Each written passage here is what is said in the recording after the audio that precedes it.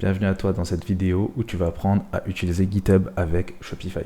Cette vidéo elle stipule que tu as déjà un compte Shopify et que tu as déjà un compte GitHub ou au moins que tu sais ce que c'est. Si tu ne sais pas ce que c'est GitHub, c'est un outil de gestion de projet qui va te permettre de développer des projets seul ou à plusieurs et avec une certaine convention de développement. Du coup, si tu as un compte GitHub, tu es déjà connecté dessus, j'imagine, ou alors tu vas venir te connecter ou t'inscrire directement ici. Le processus d'inscription, il est classique et tu devrais t'inscrire très très rapidement. Une fois que tu as créé ton compte GitHub ou que tu t'es connecté, tu vas arriver sur cette page, sauf que tu n'auras pas forcément de projet. Du coup, ce qu'on va venir faire ici, je vais aller sur le répertoire de Shopify et je vais venir cloner le thème down. Du coup, je vais taper Shopify down.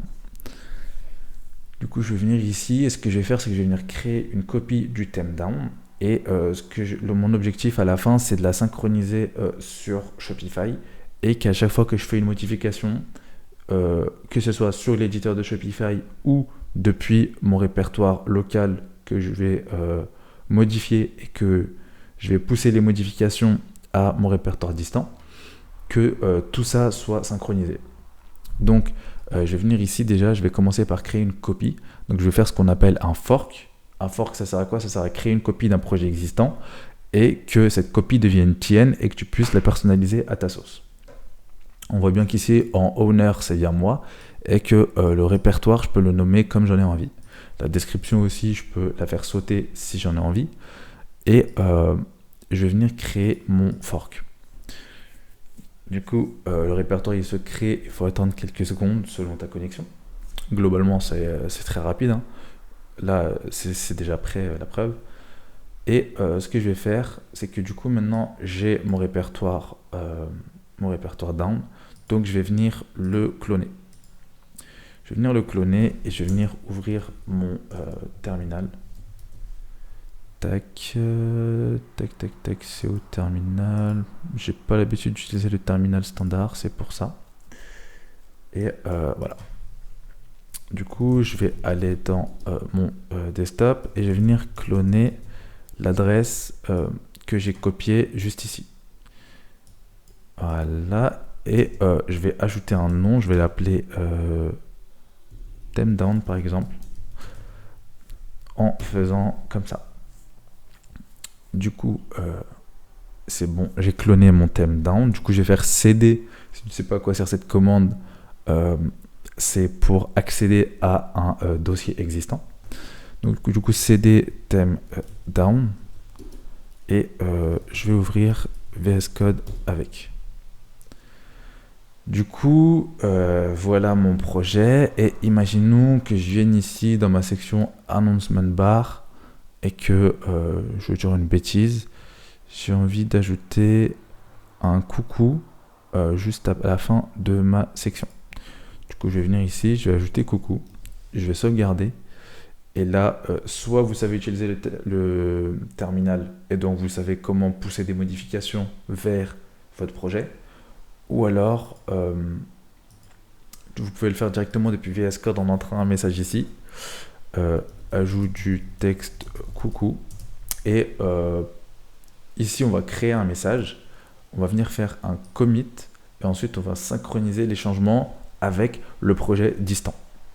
Du coup, j'ai soit cette méthode-là, je vais venir l'annuler tout de suite.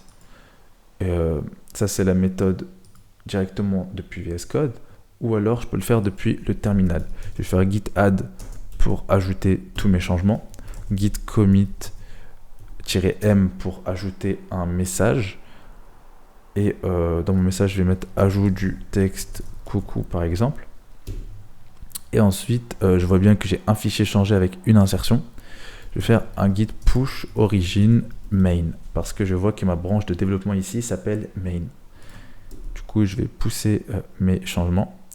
On voit ici que ça a été en succès et qu'il n'y a pas eu d'erreur. Du coup, je vais revenir ici sur mon projet. Je vais rafraîchir ma page et je vais voir que ma dernière modification, elle est faite à l'instant et que le nom de ma dernière modification, c'est ajout du texte coucou. Maintenant qu'on a fait cette partie depuis le terminal, on va venir le faire depuis Shopify directement. Donc ce qu'on va faire ici sur notre interface Shopify, c'est qu'on va ajouter un thème. Là, on a 3 options. Soit on a un thème depuis la bibliothèque des thèmes et on va visiter la boutique des thèmes.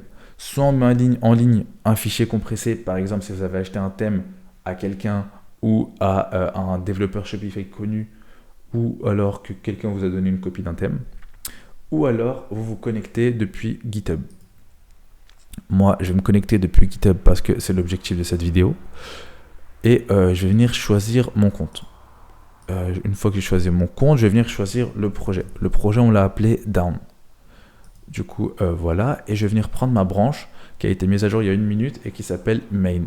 Main, c'est le nom standard. Généralement, soit ça s'appelle Main, soit ça s'appelle Master. Mais globalement, ça veut dire que c'est la branche principale. Du coup, comme tout à l'heure, ça prend quelques secondes à charger le projet GitHub sur Shopify. Et une fois que ça sera chargé, on peut le publier ou procéder à des modifications avant de le publier. Et on peut venir le modifier comme un thème standard, parce qu'au final, c'en est un. C'est juste qu'il a la particularité de pouvoir être synchronisé depuis GitHub et depuis l'éditeur. C'est généralement très utilisé par les développeurs ou par les boutiques à fort trafic qui requièrent des développeurs externes pour développer des fonctionnalités en amont qui ne soient pas forcément visibles sur la branche de production et pour développer des fonctionnalités en toute discrétion, si je peux dire. Sans pour autant les mettre en live quand elles ne sont pas encore prêtes.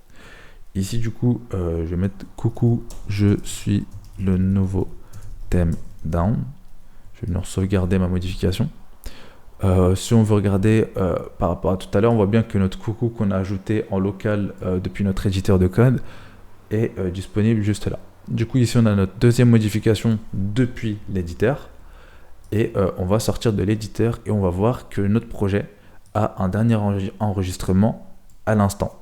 Du coup, cette modification, elle est non seulement disponible sur Shopify, mais aussi sur GitHub. Parce qu'au final, notre répertoire est hébergé sur GitHub. Du coup, ici, je vais venir rafraîchir la page de GitHub et je vais voir que ma dernière modification a été faite à l'instant et que c'est une update depuis Shopify, depuis le thème Down. Du coup, voilà. C'était tout pour cette vidéo. C'est comme ça qu'on synchronise un projet GitHub sur Shopify. Si vous voulez plus de contenu autour de GitHub et autour de l'aspect développement de projet GitHub pour Shopify, je peux vous faire des vidéos dessus. N'hésitez pas à le laisser en commentaire de vidéo. Dans le cas contraire, si vous voulez plus de vidéos sur Shopify et sur l'aspect technique, on va en fournir. Et si vous avez des idées en particulier, n'hésitez pas à les glisser dans les commentaires. Du coup, je vous dis à la prochaine pour une prochaine vidéo. Ciao, ciao.